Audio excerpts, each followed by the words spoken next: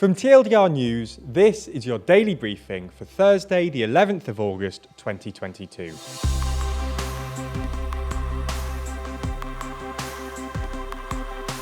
Good afternoon. Today we're going to be talking about the crises facing the UK government and why they appear reluctant to act. We'll also be discussing three of today's other important stories and discussing just how the energy crisis is being made worse by climate change. But first, the UK government's response to the current crises. The UK is now in a period of crisis, with a number of different economic challenges ranging from energy to inflation presenting the government with a real test of their leadership. So you'd expect that the Prime Minister and their cabinet would be rushing around right now, trying desperately to offer solutions. Well, that's just not the case. With Boris Johnson in a bit of a limbo period, awaiting his departure from number 10 in early September, he seems reluctant to embark on any big new policies. To be fair to the government, they are meeting with energy providers literally today, but it's unlikely we'll see a comprehensive policy addressing the crises to come from this, given the fact that the government has already stated that this will be up to the new Prime Minister. The former Labour Prime Minister, Gordon Brown, has throughout the crisis been a vocal opponent of government inaction. In fact, just yesterday, the former PM laid out his own plan for the winter. Writing for the Guardian newspaper, Brown called on the government to suspend the energy price cap, reprogram benefit computers, and properly tax energy giants. On current projections, the aforementioned energy price cap, which limits the unit cost of gas and electricity for domestic customers, is set to climb for the average household to £3,582 in October, £4,266 in January, and then more than £5,000 in April. For context, the energy price cap stood at around £1,200 until last year. Instead of continuing with the cap, Brown wants the government to directly intervene and negotiate separate company agreements to keep prices down. If energy companies were unable to meet government price requirements, Brown stresses that all the other options we used with the banks back in 2009 should be on the table, including, in effect, temporary renationalisation.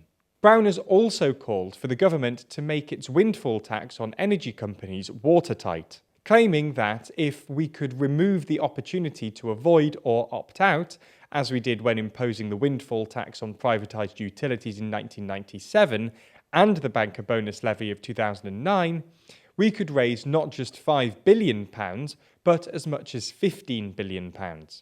This would be enough, for example, to give nearly 8 million low-income families just under £2,000 each. Crucially, however, Brown warned that regardless of what the government wants to do, the time to act is now, saying that time and tide wait for no one, neither do crises. They don't take holidays and don't politely hang fire. Certainly not to suit the convenience of a departing Prime Minister and the whims of two potential successors. It's unlikely, though, that the government will change course and take action before the accession of the new Prime Minister. Okay, so that's the biggest story of the day, but there's a lot more going on around the world. So here's a rundown of three other stories. A man accused of being the fourth member of an ISIS cell known as the Beatles has been charged with terror offences. Anya Davis was deported to the UK by Turkish authorities yesterday, where he was serving a 7.5-year sentence for being a member of the terrorist organisation. He was subsequently detained on arrival at London's Luton Airport. Davis was allegedly part of a group of 4, all thought to be from West London, who volunteered to fight for the group in Syria. They became known as the Beatles due to their English accents. US authorities alleged that the group killed 27 hostages. Davis was charged with offences under the Terrorism Act of 2000. Specifically, Davis was arrested on suspicion of terrorist fundraising, being concerned in a terrorist funding arrangement, and being in possession of an article, namely a firearm, for a purpose connected with the commission, preparation, or instigation of acts of terrorism. Davis denies being part of the cell. There's more on the way, but be sure to subscribe and ring the bell to make the daily briefing part of your daily routine. or just search for us on your podcast app to listen along. It's been a dramatic week for former President Trump. In huge news a few days ago, he had his house raided by the FBI, something he complained about. He even went as far as suggesting, without evidence, that the FBI may have planted evidence in the raid. In New York today, Trump was being interviewed about whether the Trump Organization had violated banking, insurance, and tax laws. Throughout the deposition, it has been reported that Trump pleaded the fifth more than 440 times over the course of the 4 hours.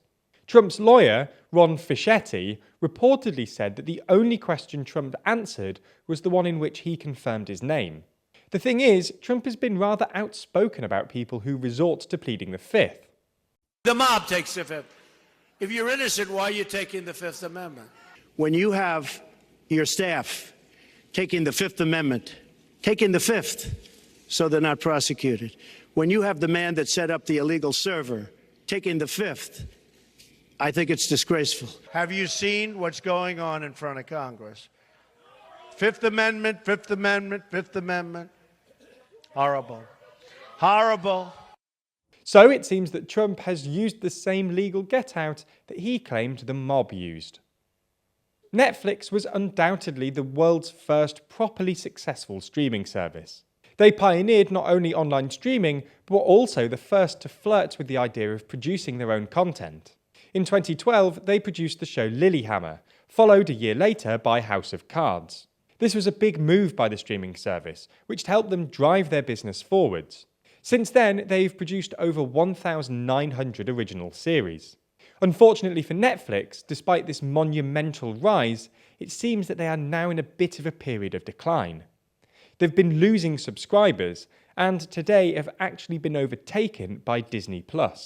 Netflix's decline has meant that they are now sitting with around 220.67 million subscribers globally. Disney Plus is now slightly ahead with 221.1 million subscribers globally. We'll have to see how this so-called streaming war develops. That's all we have time for on YouTube today, but if you want to see our discussion of how the climate crisis is making the energy crisis worse, then watch the extended ad-free edition of the Daily Briefing over on Nebula. Nebula subscribers not only get everything you've already watched ad-free, but also an extended edition of the show every single day, available to watch on Nebula or stream on your podcast app of choice.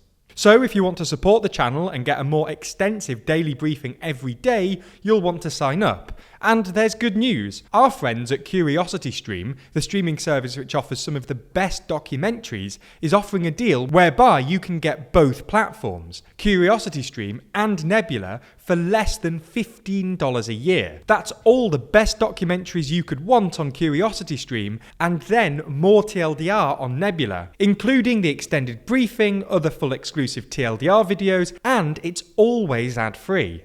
Click the link below to get both services for less than $15 a year and support the channel.